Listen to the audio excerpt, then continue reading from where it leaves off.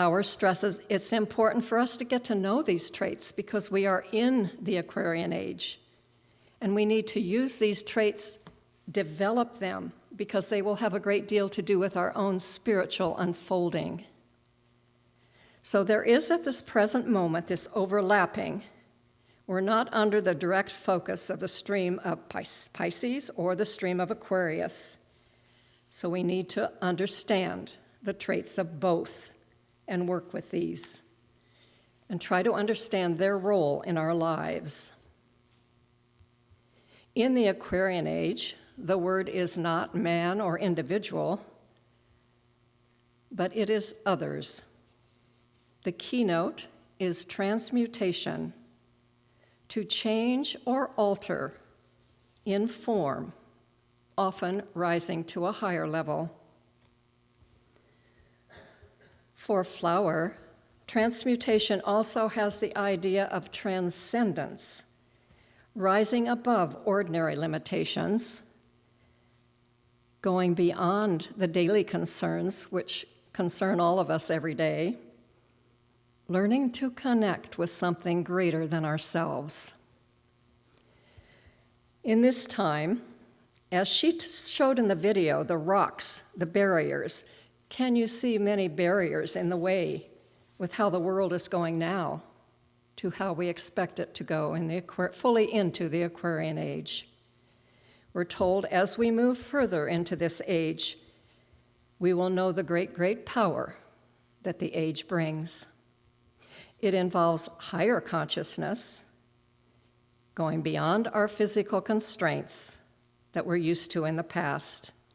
And as we do this, she explains that we will often experience a sense of awe, a sense of peace, a feeling of a new connection with everything else.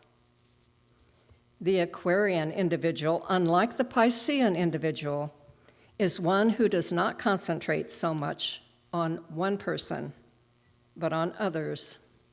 When she described an Aquarian man, she says he is not a good person to have as a leader who must counsel individuals because he cannot be so interested in individuals, but he is good if as a leader you give him great, great groups to lead.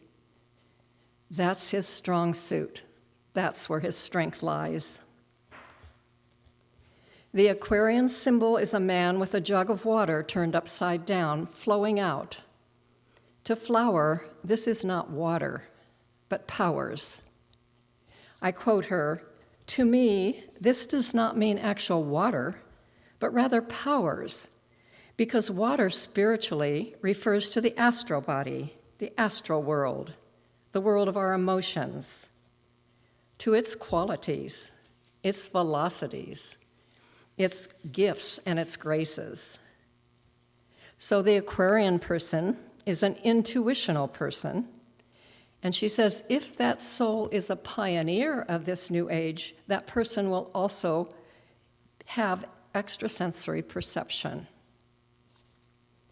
The Aquarian person will be in touch with all the great gifts of our sevenfold vehicles: physical, etheric, astral, mental, causal, Adonai, and the God within, and will pour out gifts to all of humankind.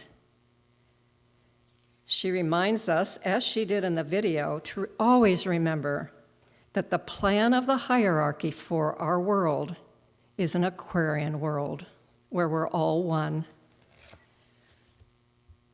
To quote Flower, it's important that under democratic processes the masses be raised.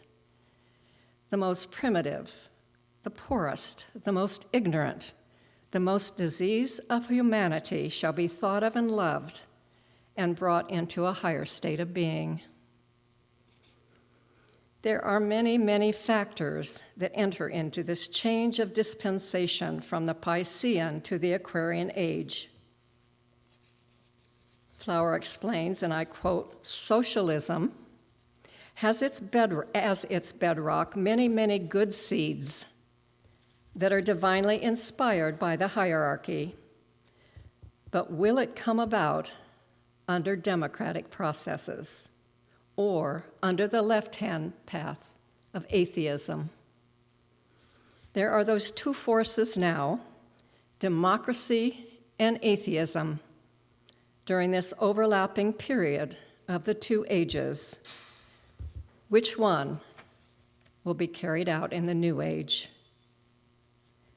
She tells us, God grant that it will be the democratic processes which will work for freedom under God in bringing about the upliftment for the common human.